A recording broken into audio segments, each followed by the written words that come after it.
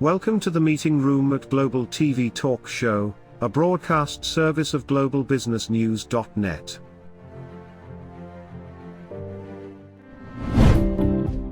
This episode from the meeting room of Global TV Talk Show is brought to you by The Bridge School, the accredited international online private school of choice, at bridgek12.org. Porch Light Rental and Destination Services. Reduce your renter lump sum or managed relocation costs. Visit them at porchlightrental.com. And by airs.com. With our full range of services, we can help design and manage your international relocation. Find us at airs.com. Primestone Partners, featuring corporate, government, and developer housing solutions, as well as senior-level advisory services. Find them at primestonepartners.com. And by International Auto Source. We are the vehicle experts for expats, featuring all major brands of automobiles with flexible solutions and financing. On the web at intlauto.com. Become a global player in your field. Cross Culture to Go provides virtual support for your global business and career success. We can help you thrive in 140 plus countries and markets. On the web at crossculturetogo.com. This is Ed Cohen in Southern California, and today is June 25. It's Friday, thank heavens. And we have a very special program today. It's the launch of a new series called Global Voices for Change. Now, what the heck does that mean? Well, we have a variety of people here who are going to give us their own interpretation about what Global Voices for Change means. So very quickly, we're going to do a quick intro. Everybody gets 10 seconds, okay? And then we'll start getting deeper and deeper and deeper, almost like a spiral down. But think of going up, though, not down. From Monaco is Christine Morlet, and Christine and I have known each other almost 20 years. She has spoken at our live meetings in Paris, in Zurich, and Basel, in Geneva, and she has her own talk shows, but more so CSP. If you see those letters right after her name, that means Certified Public Speaker, and very few Certified Speaking Professional. Yeah, see, thank you for telling me. Now that re-emphasizes the power of having those letters. So anyway, she was the first woman recognized in France as the professional speaker. Christine, quickly introduce yourself a lot better. Unless yes, no, you can. So I'm Christine Morlet, just like Chevrolet. I'm a speech coach. I help entrepreneurs who struggle with their hands, putting their hands in their pockets and don't know what to say, to become really memorable. I'm a positive influence specialist. That's my second pitch. Okay, so we're going to come back to you so you could have more time and talk about your own podcast, which is very popular. I want to make sure everybody knows that. From Pennsylvania, Rob Pianka. Rob Pianka is known as Mr. Global Agility. Rob, introduce yourself better than me. Hi, Rob Pianka here. It's my conviction that the vast majority of my compatriots are out of touch with the world where it went with globalization and need to play some catch up, mostly with basic block and tackle skills which atrophied under isolation, how to meet and not get alienated or alienate a foreigner in the first 30 seconds. Oh, well, that's great. Now we're going to come back for a breakdown of whatever you just said. Squeezed it into 10 seconds. Okay, from Bucharest, Romania, let's welcome Elena Antonek. Hello.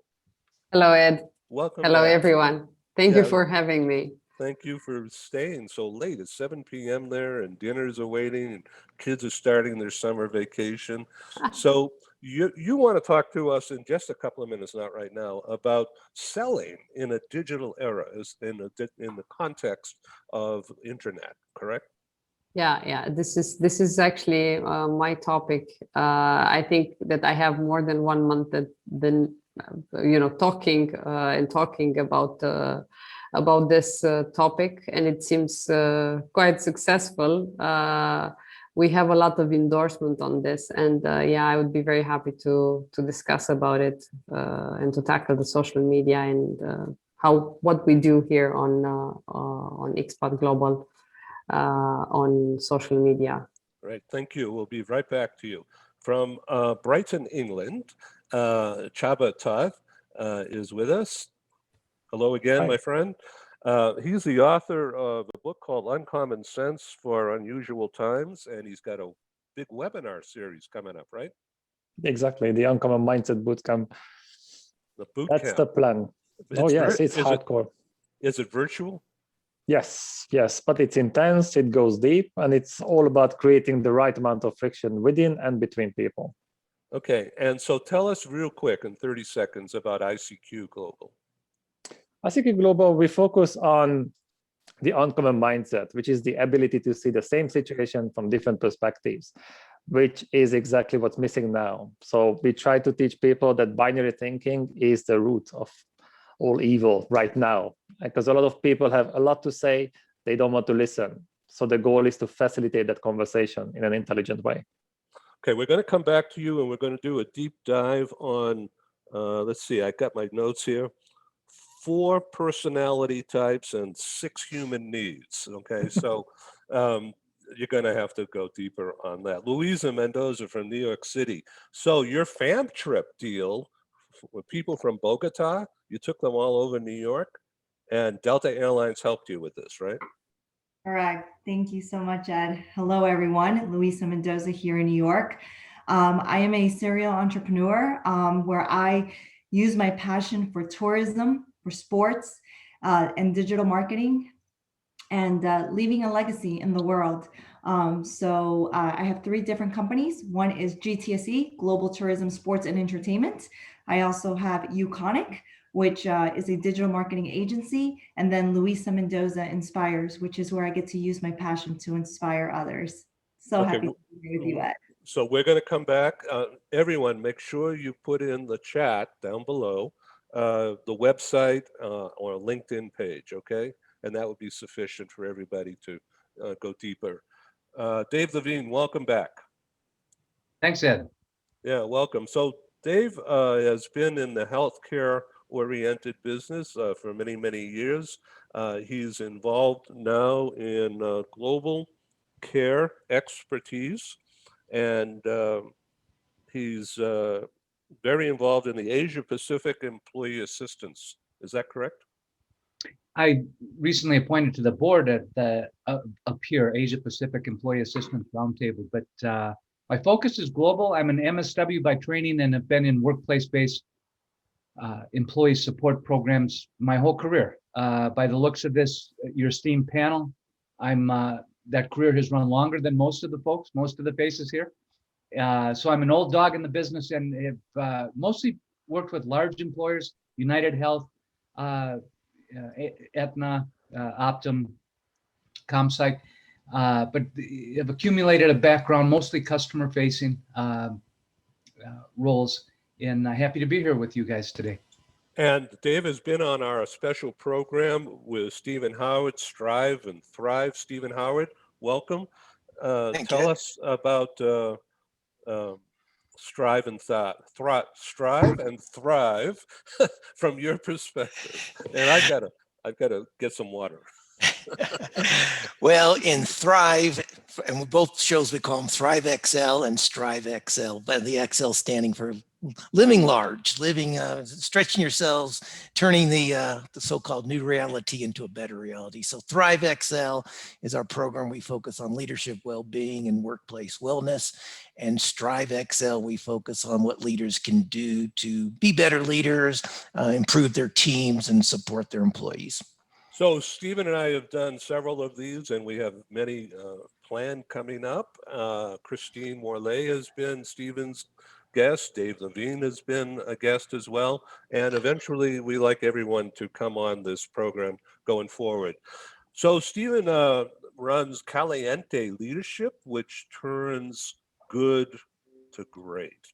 So why don't you tell us a little bit about that and something about your new book that you're working on. Oh, thanks, Ed. Well, caliente leadership, caliente in Spanish means hot, but the second definition, it means passionate. And I'm very passionate about leadership. And when I talk about leadership, I mean everyone from a first-time supervisor on up to the C-suite. So we really focus on particularly the new skills going forward that leaders are going to need coming out of the pandemic.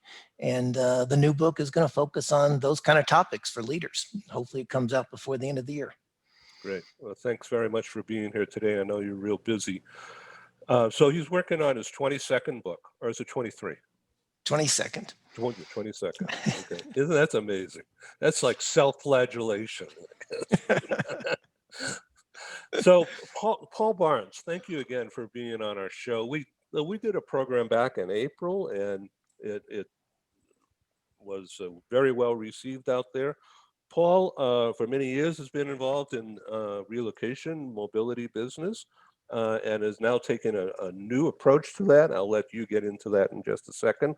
But his main topic today on becoming a global voice for change has to do with sustainability. And this is not a do-gooder thing. This is high profit potential if it's done right. EY just published something about that today. And what they were talking about is stakeholder capitalism. Welcome, Paul Barnes. Tell us what that means in English. Yeah, well thanks, Ed. And, and it's great to be on with so many great people here. And I think everybody has something to contribute to sustainability. So I started the Sustainability and Global Mobility LinkedIn group, which has grown rapidly in the last few weeks. Because, we're talking about change today, but the huge change in mobility is sustainability, the speed at which it's coming to the industry, the speed at which companies need to adapt with their global mobility policies, providers with the complexity of delivering services in a sustainable way. But it's part of the ESG, environmental, social and governance. And it's, it needs to be simplified because it can get very complex.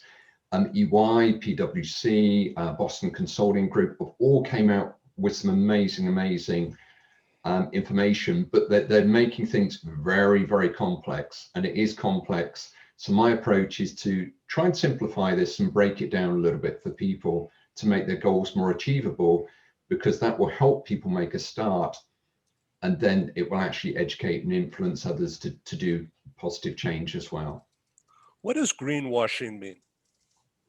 Greenwashing, the global mobility industry, the provider side has been amazing at this, as has most industries.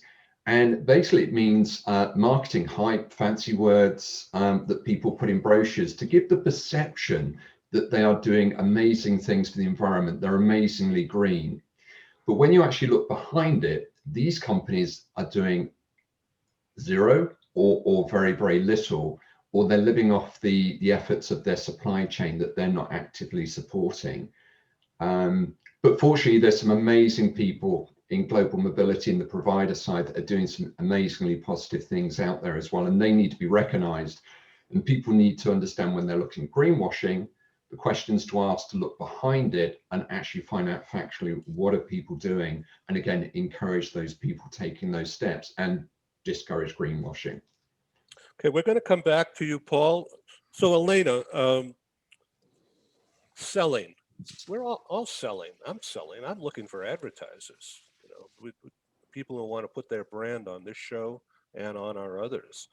So how should I sell in the digital era? Yeah. First of all, I just missed the fact. I just missed to say that I'm the founder of the first SaaS-enabled marketplace, Expat Global, and actually we are a platform which helps the service providers to sell directly to the corporates. And actually through the platform, we started to be extremely present in social media. And it's actually something that we learned on the road. Just to answer to your question, Ed, I've actually done some thorough research in the past years on the subject of selling, and it said that actually selling and negotiation are skills that people use daily in every part of their lives on different levels. Professionally, you have to show people who you are and why they should buy your services. And in the personal life, you need to sell your kids the idea of eating veggies and so on. So everything is a selling technique in the end, and that's how I ended up approaching this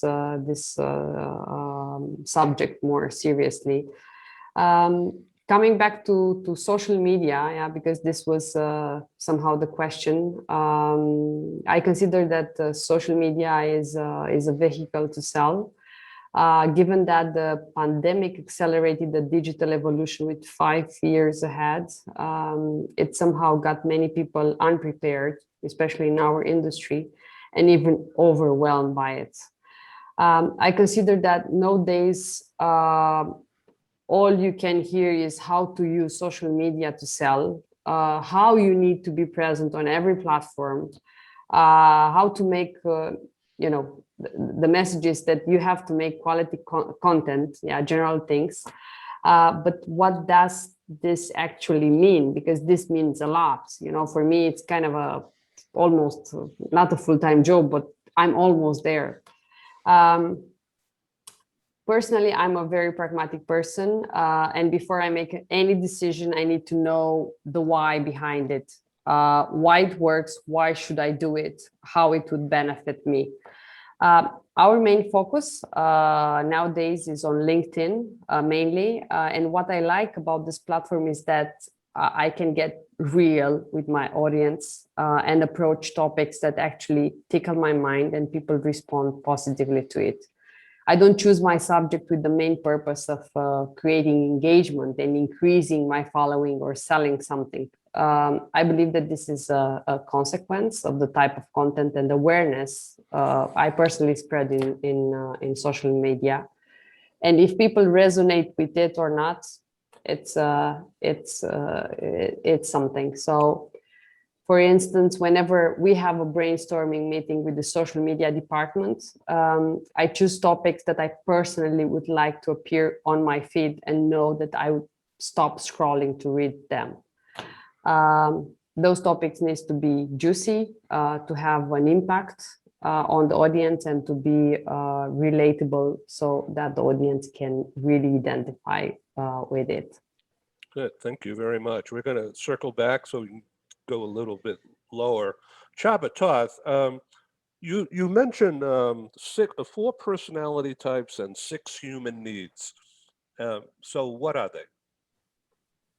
Okay, so that's a really interesting topic. The theory itself has been around for 2,500 years, starting with one of the first one was Hippocrates, who came up with the 4 temperaments. And since him, hundreds of different researchers came to the same conclusion. There are 4 different personality types. Now, this is controversial because some people think, oh, that doesn't work because it's just putting people into 4 categories. That's not true. That's a simplified version. When people say that, usually it means they had a bad trainer or they didn't pay attention. Because it's not about putting people in 4 different boxes. Look at the colors. There are millions of shades of colors, but there are 3 primary colors. Everything comes from there. So if you look at diversity, the visible layer of diversity, it is insanely complex. It's unique. But if you look at below the surface, you look at the only layer of diversity that has proven benefit in terms of performance, which is cognitive diversity, then you realize that there are really limited number of values and psychological needs. Now, the behaviors that we use to meet those needs and reflect those values, that's insanely complex. But there is a blueprint of why people think and behave differently. So answering your question, we are all a combination of the 4 types, but we were conditioned differently by our environment, and that makes a huge difference. Okay, Christine Morlet, like Chevrolet.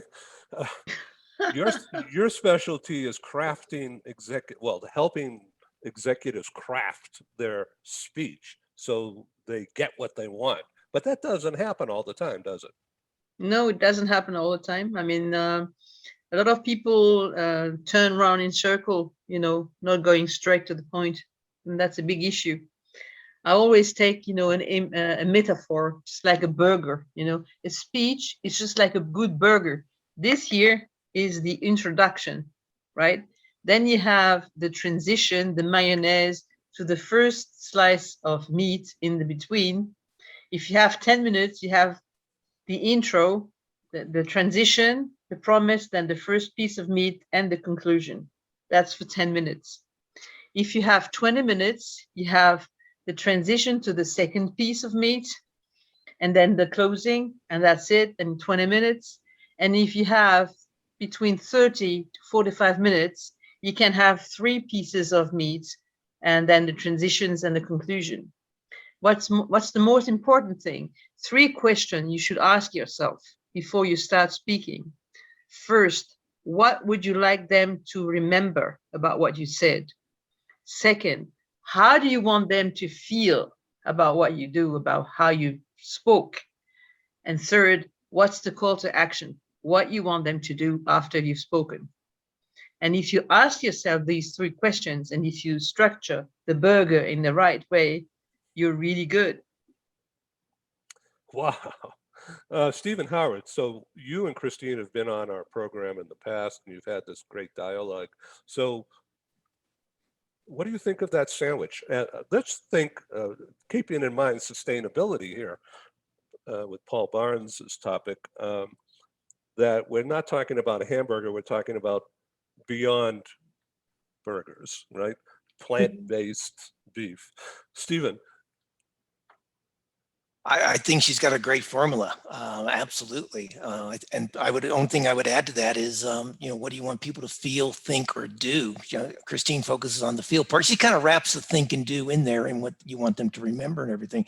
But it's a great formula for figuring out how to deliver your message, whether it's in 10 minutes, 20 minutes, and 30. And again, whether it's a platform keynote speech, which she's an expert at, and a lot of our guests, our panelists have been do as well, I'm sure. But as well, if you make just a business presentation. Too many people make business presentations and talk about themselves all the time. You talk about yourself, then what do you want people to remember about yourself? They can't remember everything. What do you want them to the worst opening, Stephen, sorry to interrupt.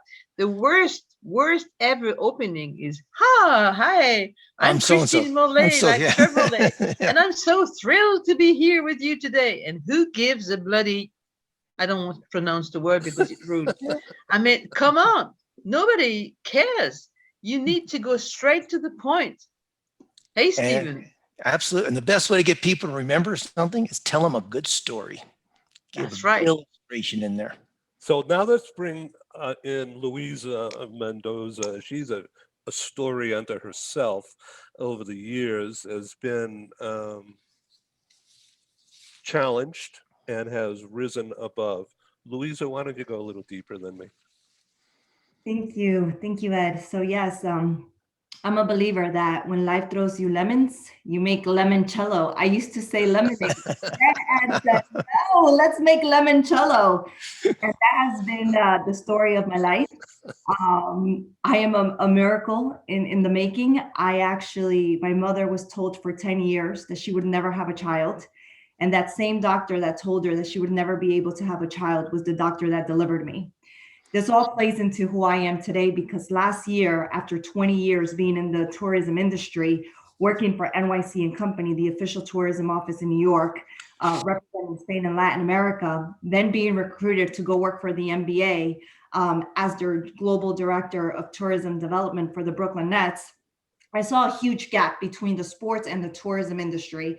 And so I launched my company. I was excited.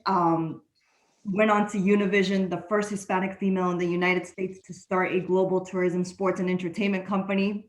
I was like, this is going to be an amazing year. And yet, we all know what happened in March.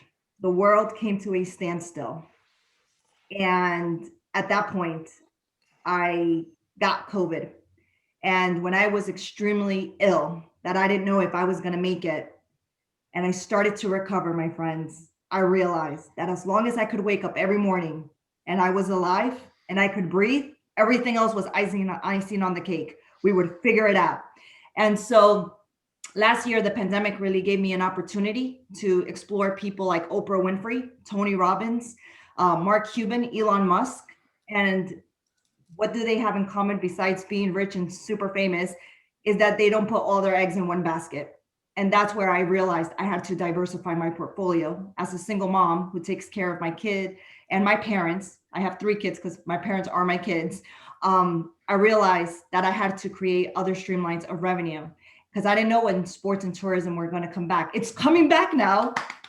But in the meantime, we had to do something, right? We were survival mode. 2020 was surviving. 2021 is rebuilding. And 2022 is going to be thriving. So we're building. Yeah, well, I think you should be on our next Thrive and Strive shows. We'll get back to you about this. So, Rob Pianka, I'm not saving you for last here, but I wanted to give you the perspective here. And so take it from here. How can we become more globally agile other than having talk shows like this? It's really a question of adapting to a world that has changed so much and so fast, and it hasn't really sat still long enough for us to figure out what frame of reference to use anymore. I mean, change is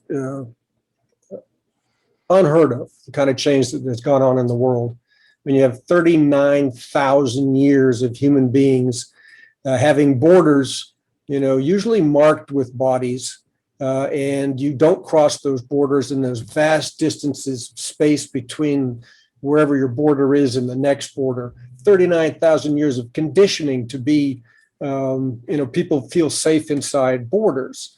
And it's not just a physical thing, the border's a mental thing. And today, the only border that really exists is spherical. And if you're breathing air, right, you're inside the same border with everybody else. Just think of the things that cross borders today: money, business, tourists, information, massive flows of things passing through borders as if they don't exist. The only thing that gets stopped is you, right, with the passport and with our own mentality about things. And I'm not saying this is it's a very good thing to do, but it's also necessary. The world has moved on. You cannot live comfortably in a comfort zone defined by your own culture anymore. There's no place on the planet where that is the circumstance that people find themselves in. But nonetheless, we have lots of people who for whom this is news, right, and a rude awakening.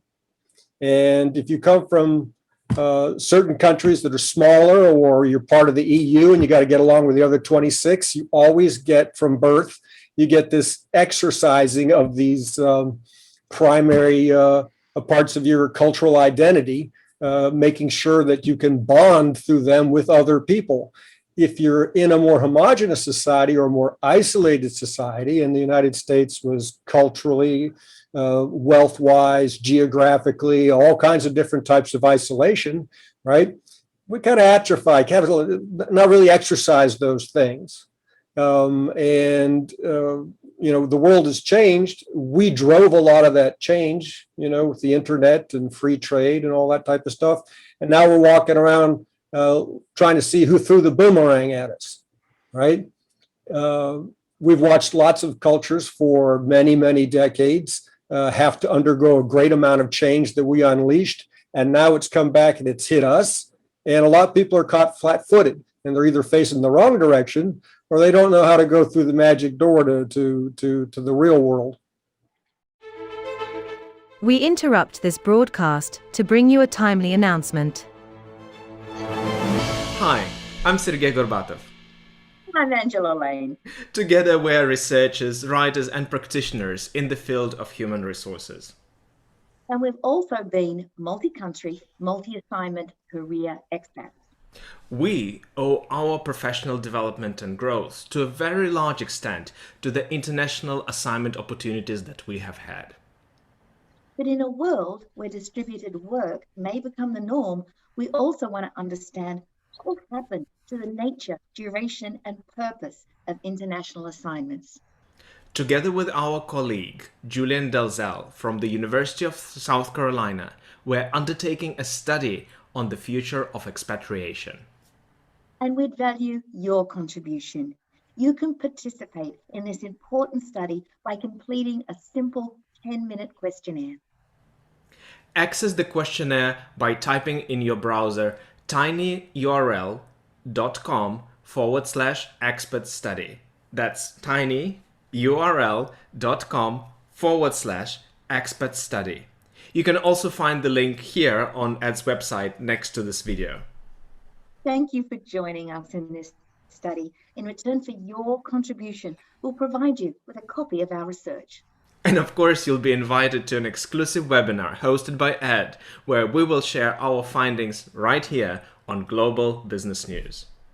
And so please go to tinyurl.com/expat study. Take the survey so that we can better understand the future of expatriation.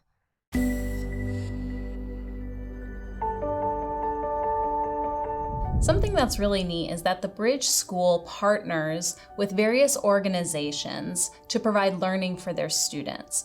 For example, we partner with a major ballet company, and we are able to enroll several of their students into our school. So now not only is the student able to participate in a school and have a seamless transition while they're very active in their ballet career, but now they have other dancers that are with them that are doing some of the same courses. So it's almost becoming a camaraderie where they're taking similar courses, they're working together on their ballet, and really being able to form this great partnership with these organizations to provide a needed service.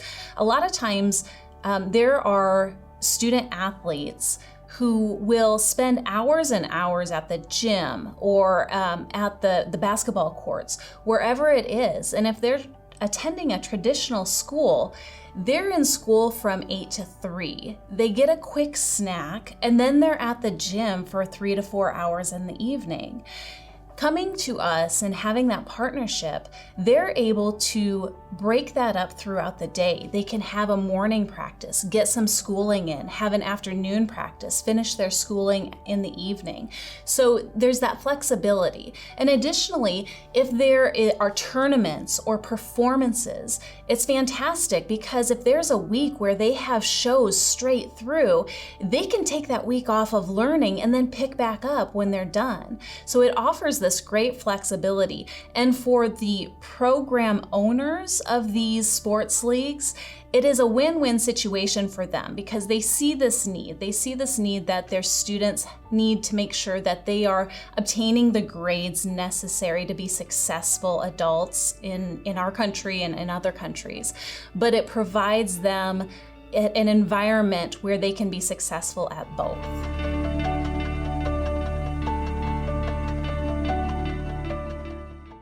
So Csaba, you and Rob know each other, do some things together as well. So why don't you talk to us about your boot camp? This is a PR show, global PR, so it's okay to talk about what you hope to achieve from your boot camp coming up. So there's a lot of discussion about growth mindset. And yes, it works. And when you have it, it's fantastic. But the next logical question is, can you actually teach it? Can you develop it?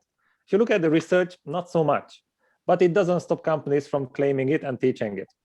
So just like in the German language, the highest level of praise is when nobody criticizes you.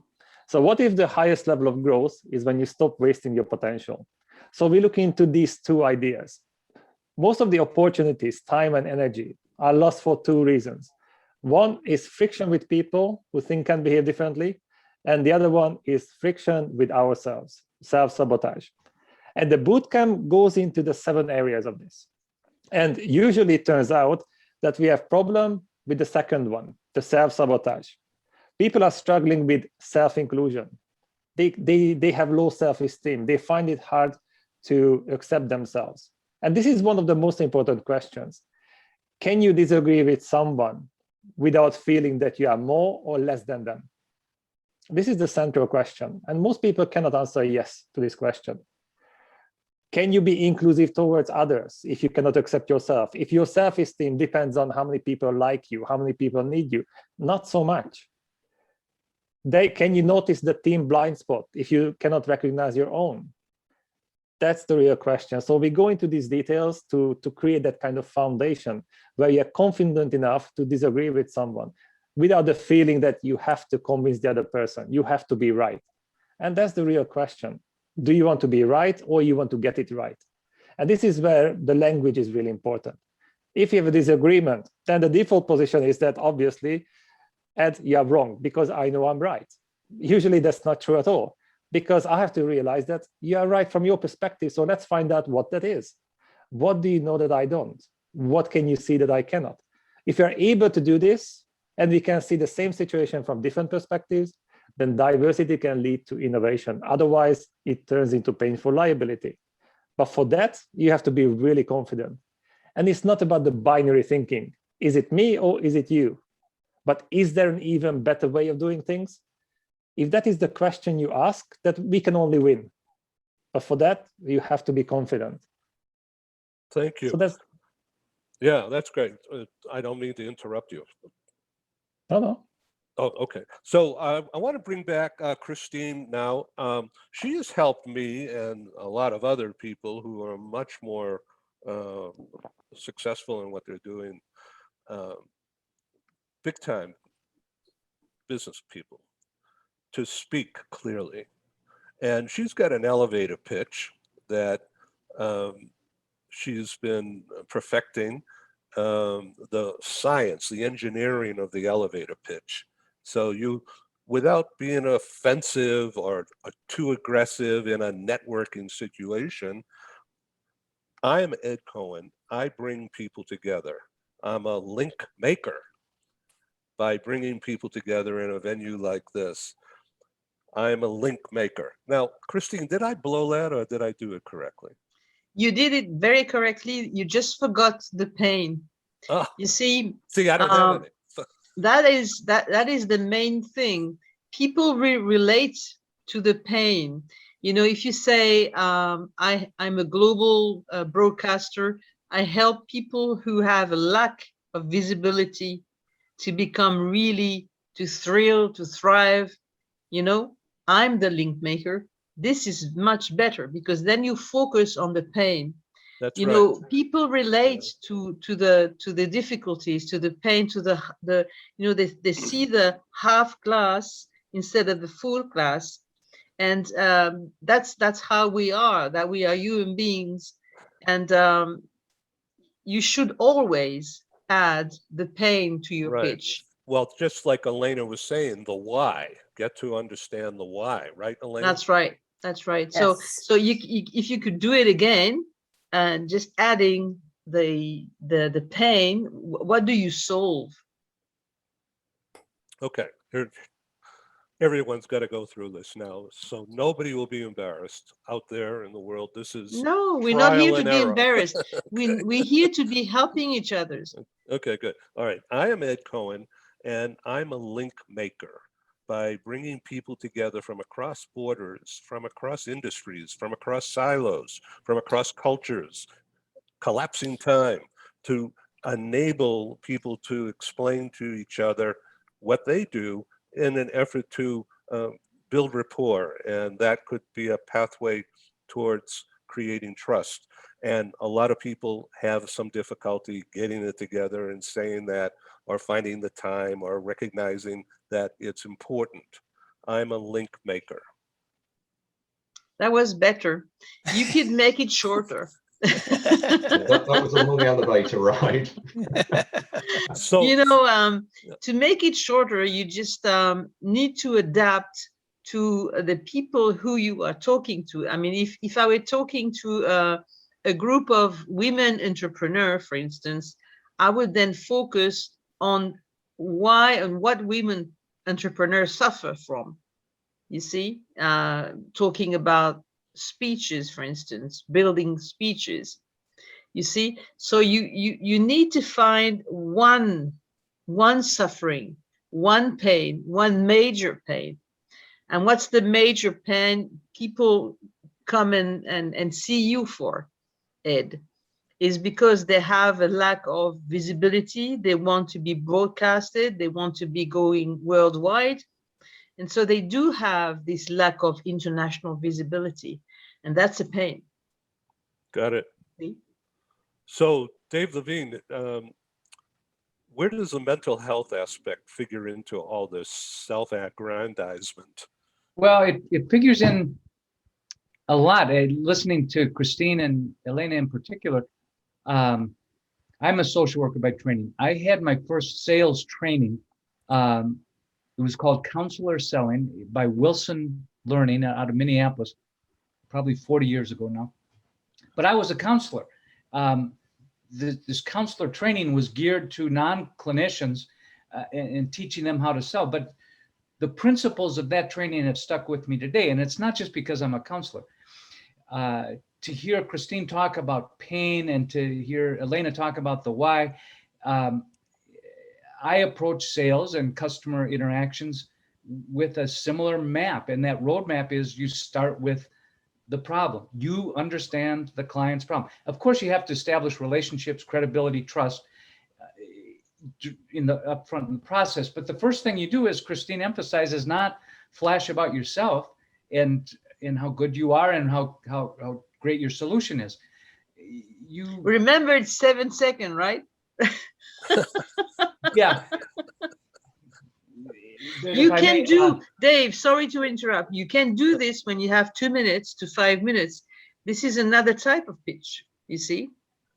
This is another type of pitch. And in this case, I'm just responding to Ed's question. And the point is, if the customer or the opportunity in front of you trusts that you understand their problem, slipping in the solution is no great shakes. You can do that. But it's because you have expressed the consultative sales. You understand the customer's pain. That's right. You highlight it at least.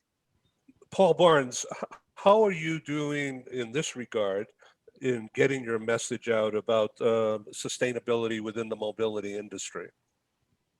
Yeah, well, I started the sustainability and ESG in Global Mobility Group, and I was very quickly joined by Siobhan Cummings and Sean Collins, who are very, very passionate as well about sustainability. And we come from different sides of the mobility industry, which is great. So we're looking at this differently. In regards to this, the group, and thank you, Christine, for joining, is there for people to share what they're doing, the good work that they're doing, to educate and influence others to do the same. And what I'm doing is a little bit that's been touched on here today is the morality. So the morality in all of us is that we want to do the right thing. So for the environment, we want to do the right thing.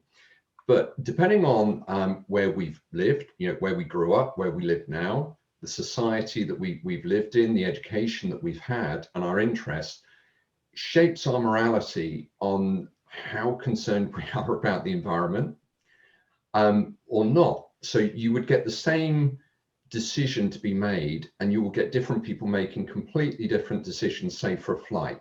It's the same business reason we've all got for a flight.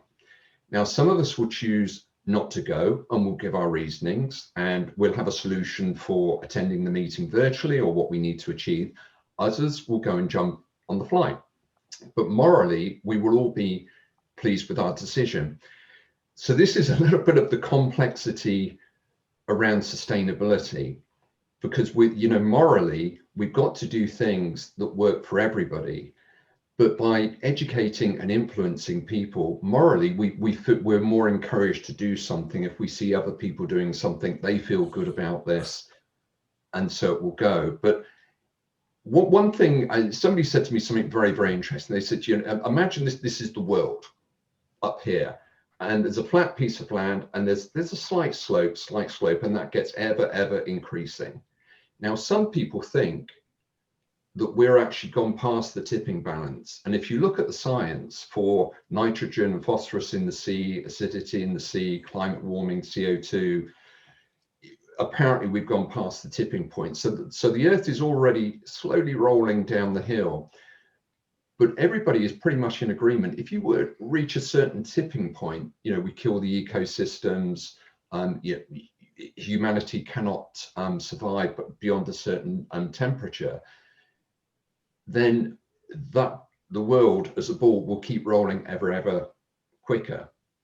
So what sustainability is really, people are saying their definitions is, how we should act responsibly today for our own generations and also for future generations, being respectful there are other people that need to live on this earth. So, it's a pretty powerful side to this. And, I don't want to go on a high horse, but just to give a little bit of perspective, because some people would see from what I've said, do you know what, the earth is already on the hill? Other people will see we're miles away from the hill. And morally, we'll probably all feel, justified in our decisions of what we do there. But really interested in, other people are talking about social dynamics and messaging and, just what people are feeling on that. So back to Elena and selling, and it's a matter of explaining things, not pitching things, right? Exactly. I just want to somehow make some comments on what Christine and Dave mentioned before in regards to the pain. Yeah, when we have the audience and we are thinking of their pain. I will be very honest with you. Expat Global, which is actually an ecosystem, it's a platform, was built because of my pain of being a service provider. So actually, the reason why I built the platform is to offer to all the service providers and HR the possibility to interact directly in a platform. This means transparency, and this means morality, because being for so many years in the industry, this chain of subcontracting various service providers in a long chain, for me it was kind of like it's something going wrong in here. So this pushed me to build a platform which allows everybody to do the work properly and have a direct contact with the client. So I really like those two words, morality and pain, and what this actually triggers. And coming back to your question, Ed, in regards to selling and social platform and so on, I can't speak for everyone, of course, but I will share with you what so far worked for me and what's my recipe of success. I believe that everyone should firstly know their own brand, know their audience, and adapt to them.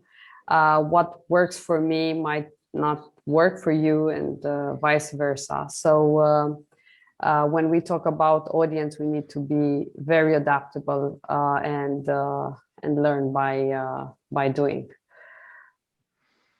Thank you very much for that. Christine, back to you.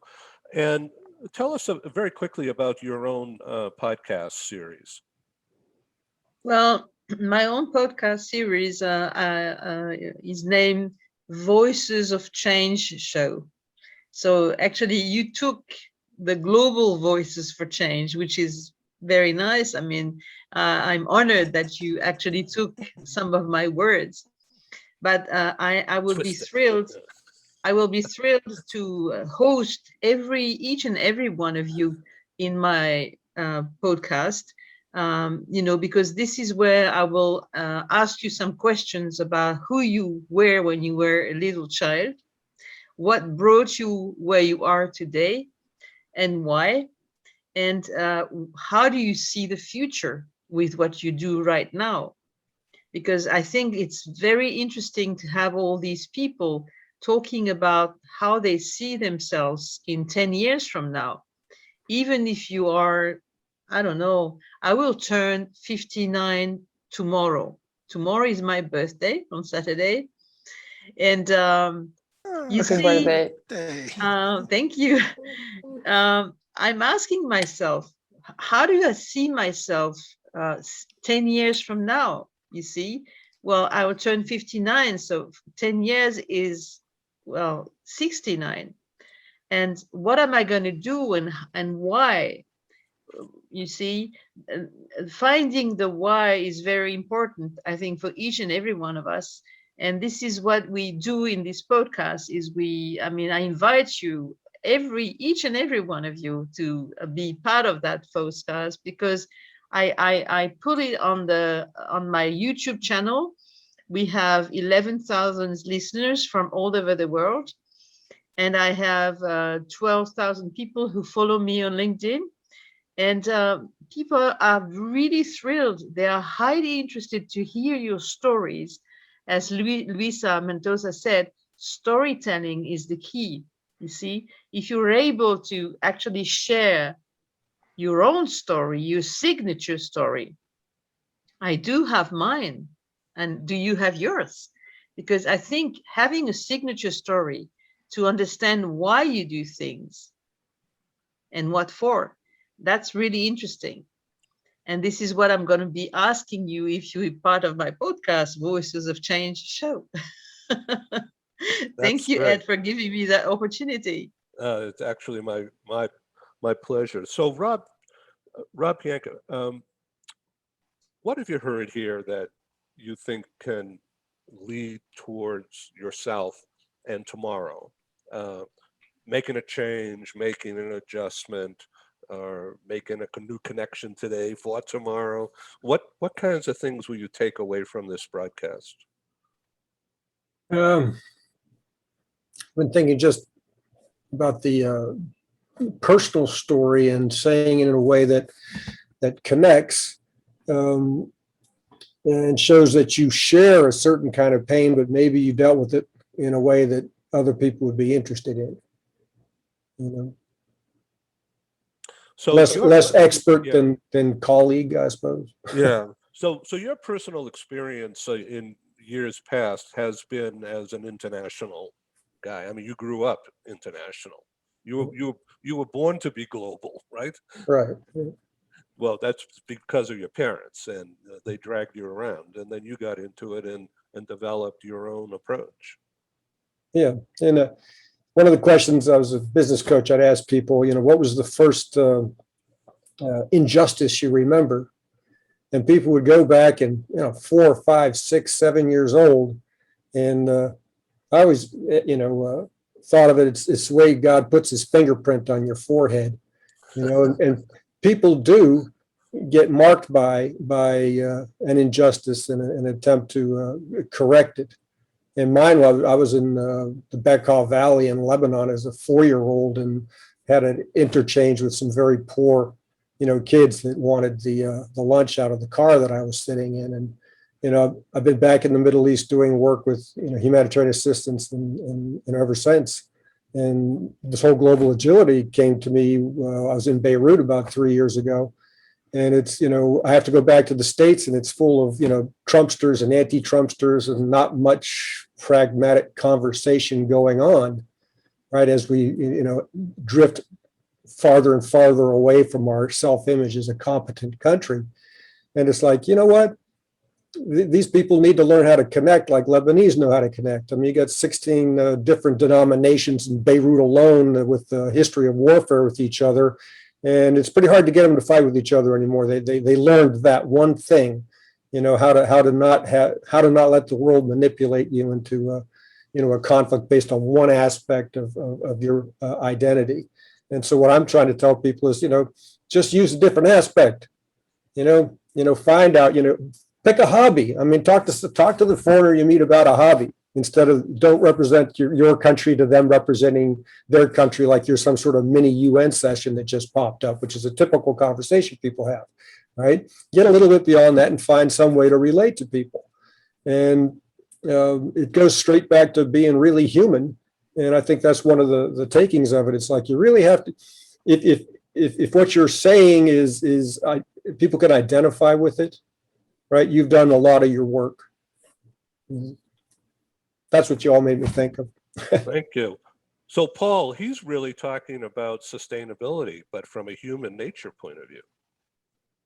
Yeah, I found some of the discussion, all of the discussions very insightful, but Rob, that was just very powerful what you shared there, back to you know, Luisa and Christine and Dave saying about stories, I'm a great believer in stories. So on sustainability, I've got two boys, 20 and 22, and probably about 7 years ago, we were having dinner, my wife and I with the boys, and my youngest son said he wanted to be vegetarian. And the reason was the amount of gas coming from cattle around the world, and he was very worried about the permafrost, and if the permafrost melted, the gases that would come from this. I'd never heard of this before, but it would be catastrophic for the earth. So that opened my eyes. So during the conversation, my two sons were talking to each other, and then they turned on myself and my wife and basically said, "You've really messed this up. Your generation and the previous, you have really messed this world up. What are you going to do about it?" And it was about the time that in the UK, we were starting to get different trash bins, rubbish bins. So at one time, everything went in the same bin. And then we had these little containers that you could put cans and glass in, and you had to wash everything. But it was going through a transformation, and they were talking about collecting food waste and all sorts of bits and pieces. But morally, we were like, yeah, we should do this when the bins come. But then it's like, it's a bit of a pain, to be honest, you know, getting the food out of everything, washing everything out. But I'll be very open. You know, I'm not a saint on, you know, sustainable living. I try my best. We do as much as we can, and we increase what we're doing. But morally, I then felt a responsibility to my two sons, and I started thinking about the next generations. And I must admit, that's been a big influence on me. So that's my little story that really kick-started and really kicked me in the stomach on the moral issue. You know, you've done this. What we've done to the world in the last 100 years is catastrophic compared to, you know, what previous generations did over a few million years. The Industrial Revolution was amazing in one aspect, but it started the slope to climate change, unfortunately. So. Interesting. So Elena, in Bucharest and Romania, there's a lot. Let's turn the conversation a little bit to economic development and how things are in your country. Things are going pretty good, aren't they? Yes, totally. It's Bucharest, for example, in even other big cities from the country are kind of a hotspot for tech. We have a lot of companies investing in Romania. Amazon, I think, is building third office in a different city. So we have a shortage of IT people, if you can imagine. We discussed before that it seems that Romania ranks third in the world top of countries best for nomads, for the digital nomads. Yeah, we have a very good internet speed in Romania. We have a good cost of living. So yeah, things are quite good, and Bucharest is now is ranking 33 city in the world for the startups. So yeah, we're accelerating, and maybe you know, or maybe you don't know, but we have somehow the first decacorn, or I don't know how it's named. It's a company called YPath. And it's actually the largest robotic process automation company in the world. And yeah, it was a Romanian startup, and we are extremely proud of this. Thank you. So very we're doing much. good. Yeah. Okay, Luisa, the melding together, in your view, of sports entertainment, area economic development, this is, it almost is a no-brainer, but before you and a couple of others have taken a hold of this, nobody ever thought of it. They just turn on the TV and watch ESPN, you know. Right. Well, I'd like to start off with, in an era where the world has been divided, so many reasons, right? COVID, economical, political. I do know that sports and tourism is what's going to unite the world again. If we go back to 9/11 and we remember how New York City was mourning, the first time that New Yorkers and people from around the world shouted and yelled was when Giuliani grabbed that ball and he pitched at that Yankees game. And so you realize how sports unite us, right? It's the one place that you can go and it's mental therapy, because no longer are you white, black, Hispanic, Jewish, Christian. It doesn't matter. Everything goes away and we're one in a stadium yelling for our team. And when we realize the impact that sports and tourism have, let's look at the numbers. So right now, the projection in the United States is that tourism will lead to $1.2 trillion. In 2020, there was $1.5 trillion that was generated, with a huge loss from 2.6 trillion back in 2019.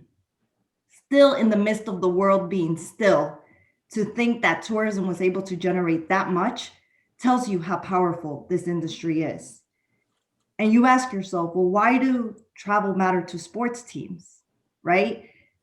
Just in North America, US, Canada, and Mexico, the economic impact was $71.1 billion. And that is expected to grow at a 3.2% annually. That will reach $83.1 billion. And so for me, it goes, as I shared with you, beyond the numbers, right? Yes, the economic impact is important. Yes, to see the GDP that tourism has, but it's the faces, it's the people in our industry. And from someone that has been in the tourism industry for 20 years, I see so many people that lost their jobs and their careers. And gladly, the biggest problem that the tourism industry is having right now is that it came back at a speed nobody anticipated, and there's not enough staff at the hotels, at the airlines. I don't know if you guys saw the news this week. American Airlines just announced that they had to cancel so many flights this summer because there's not enough people. So not enough pilots, right? I'm sorry? Not enough pilots. Not enough pilots, not enough flight attendants. And so we went a full circle. First, so many people lost their jobs. Now the industry, everybody wants to travel. I mean, we were stuck home for a year and a half. People are antsy to get out. And yes, if you guys saw the news this week, yesterday, New York City announced a $30 million campaign because New York was one of the most devastated areas when you compare us to many parts of the world. Because New York, I mean, it's a hub for tourism and no one was coming here. And so second and third tier cities, New Hampshire, places with mountains actually did better than ever because people were feeling safe getting there. And so I do think that the best days are ahead of us when we think of globally what's happening in tourism, but now more than ever, global voices. It's a time for all industries to come together and create alliances. You know, what I feel like I asked myself, and Steve Jobs says it best, you can't connect the dots looking forward. You can only connect them looking backwards. And what I see is, had COVID-19 not happened, I would not have had the opportunity to build so many strategic alliances because let's face it, the world was going 90 miles per hour. No one was taking a moment to really stop and think, okay, what other opportunities are there? But COVID stopped us and it gave us an opportunity to pivot and to think about other strategic alliances. And the last thing that I will say to that is people now appreciate business and customers more than ever. This week, as you saw, Ed, I welcomed 10 of the top sellers who promote the United States in New York. We had them here, almost in tears to see we had a group of international clients that came to New York and they said, the service, oh my God, like people are so excited to welcome you into their restaurants. Yes, like literally we went to Cobblestone and I needed a table for 12 for lunch at 1 o'clock in the afternoon. That restaurant didn't open till 4. And the restaurant owner said, I can't accommodate you, but let me walk you over, fix a table for you guys. this is what has happened, guys, that the world has shifted to appreciating the value of every single customer. Well said. Well said. Stephen Howard, this has turned out to be a strive. In some ways, it's but there's a central theme I'm picking up, running through almost everyone's comments, and that's a focus on being more humanistic, and really getting that from everybody. I mean, Paul's story about connecting, Rob's story about connecting relationships, even the selling. I mean, you talk about the humanistic aspect of selling. I would add to that one thing, though, where the previous people talked about pain. There's also an opportunity. When you're selling, you focus on opportunity. You don't sell travel based on pain. You don't sell, visiting New York based on people's pain. You sell visiting New York on opportunity, the opportunity to experience New York City or to experience certain things. So that's the other side, but that's also a humanistic factor.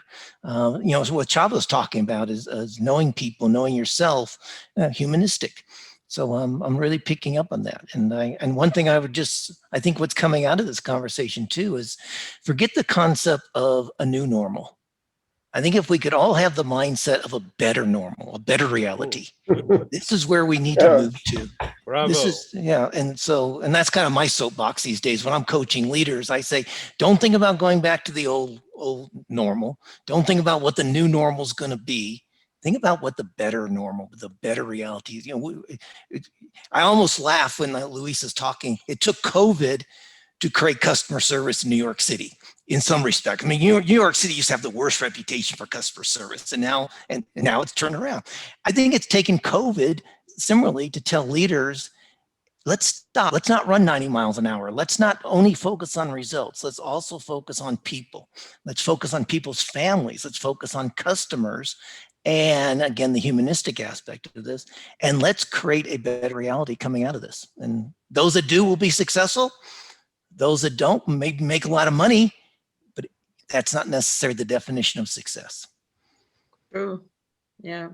But do people need to really dive deep in the pool in order to find out what's better? Because that's the human being kind. They need to go really in depth in the pain in order to find out what's better for them. Some do. And speaking of that, Christine, I think you have to change your, based on what Paul's talking about, or Rob, Paul's talking about, I think you have to change your story. You have to have a vegetarian sandwich. You start with the tomato and then put carrots on it and then put the avocado on top of it. So you have to stop the hamburger story. I love it. I think it's a great idea. Thanks for sharing. I'm not perfect. I still eat some meat. Yeah, well, you know what? Just to share with you a story, I had someone in my podcast who I highly encourage you to have a look at. If you have a look at my LinkedIn profile, his name is Christian Guelrin. I just wrote it in the chat box. He said, we will need to think differently on what food design means. He's working on food design. When he's the CEO of a design school with 1,600 students. And when I interviewed him, he spoke about food design. That was really fascinating. He said to me, yeah, today we're able to eat shrimp. Shrimp is really awful when you look at it. But then cafard, which is the bug, is even worse. Think about tomorrow. We might have to eat those as well. So you might shift the way we eat. Well, food design. I mean, that is something fascinating. I mean, he's a French guy. He's an amazing person. It was an honor for me to have him on my show. I mean, when I realized that I might have maybe within the next 10 years need to eat the bugs instead of the shrimps. That's really something for me. So Christine, did he happen to mention being a French guy? He probably loves wine. And so what kind of wine would go well with bugs? Oh, well, I know a great winemaker. By the way, he's very present in New York City. Luisa, you can have a look at what he does. His name is Gérard Bertrand. I will Yeah, make a write note. it Yeah. in his. He's working on biodiversity wineries. I mean, the good. way he does the harvest, and you know, he does the wine according to the moonlights, and you know, according to the moon, the way the moon moves, and his wine are biodynamics. I mean, he's one of the first ever founder of a winery in France. He has 330 employees, which is quite a small company, but he is an amazing guy. He's written a book, 2 books now. I would highly encourage you to have a look at what Gérard Bertrand does and have a sip of his wine. You know, the Clos d'Ora, that's the best of the best, Clos d'Ora. Great. Thank you very much, Christine. I want to introduce a good friend, Diane Devitt. Thanks for joining us. I know you've been running from meeting to meeting, and we just have about 5 minutes remaining on this broadcast. So Diane, why don't you take 2 of those minutes and tell us about, well, you just relocated from New York to Chicago, and you must have boxes, or have the boxes arrived? Well, no, I strategically placed the camera where it wouldn't see a lot of cartons. Hi, everyone. How are you? Yes, Christine, perfect that I jumped in on food design. I'm fascinated. I come from the world of meetings and events, so I'm very sensitive to the responsibility that people have when they're feeding 1,000, 10,000, 5,000 people. But I'm also guilty for having a half a New York bagel before this call. So, and I have to tell you, I don't care what bugs are on it, it's still good. So, yeah, right. So I'm creativity and innovation is my focus right now on helping teams, departments, and companies think about what's next. I'm a producer myself and working on a new series for the fall. So it's good to be here, meet all of you. I always enjoy Ed's conversations and the people that he brings together globally for whatever conversation comes up. So Diane, and Ed, I love your background, by the way. I like the change there. So yeah, well, this is in Big Bear, up 7,000 feet. So there's a fireplace over there. You know, the bear is on my shoulders, you could see. Yes, I see it. Yes, Yeah. I did some media from my production days. I've done some media presence training, although today I came on kind of informally just to say hi to everyone. There you go. Yeah, that's great. Yeah, so it's good to be here. Thank you. So Diane has been on our program several times in media training and being camera ready. But what's that new book that you have? Oh, actually, thank you for asking. I just happen to have a copy right here. Good. I collaborated with 17 other women authors, and it's a book for up and coming for business women. It called To Lead: Success Strategies for Women. Each one of us took a chapter, different types of leadership. So I'm the creative leader, some are the mindful leader, some are the global leader or branding leaders. And so it's actually just becoming an ebook, which is an audio book, which is very exciting. And so thank you, Ed. Thanks for mentioning that. Yes, I welcome you. So I want to introduce Diane Devitt, and Diane, just type in the chat your website, and you need to meet our friend Luisa Mendoza, who's in New York City, and she's got a really hot new business called GTSE, Global Tourism, Entertainment, and Sports, melding together, and she's a public relations expert, just as you have been for many years. So Dave Levine, could you do a quick summary about what you're going to take away from this meeting? I think Steve's observation that with the last 15 months have taught us is interjecting a lot more humanity than we might have previously.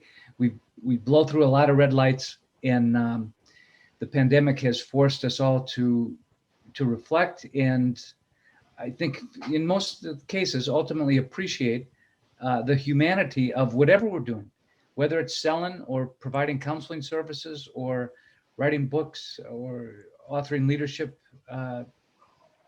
seminars, providing podcasts. I think that appreciation for humanity, opening up our ears, listening, respecting, finding that common denominator before we launch into our great solutions, I think is my overall takeaway here. Great. Well, thank you, everybody. Csaba, I wish you luck in your boot camp, and please come back on Global TV in July and tell us about it. Okay. Thank you so much. Great. Rob Pianka, that was a brilliant report that you gave. Thank you. Oh, thank you. Yeah. Yeah. Paul Barnes, did I forget to ask something? I know that you wanted to talk about ESG and the profitability of that, right? Yeah, I mean it's all driven basically by the financial markets, and just one recent example of the urgency that this is coming to us as employees of companies, people who run companies.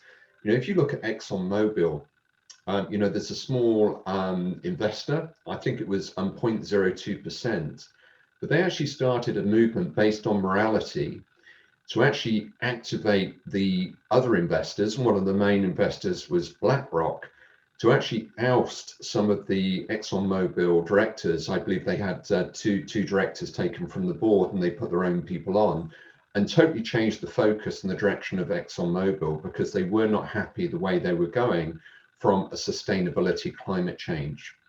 So it's very strong. It's coming. If you look at all the markets, all of the investment houses have more and more products now based on sustainable companies. So, it's definitely here. If you look in the media, you look everywhere. But my focus is on the global mobility side of this, just helping people take simple, constructive steps so that they will actually achieve some value for their companies, but help save the world. Thank you, Paul Barnes. Okay, Luisa, 14 words.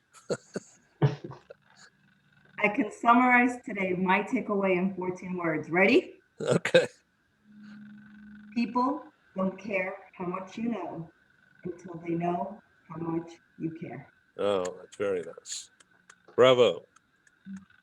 Okay, well, thanks for being on Global TV Talk Show, and please all come back.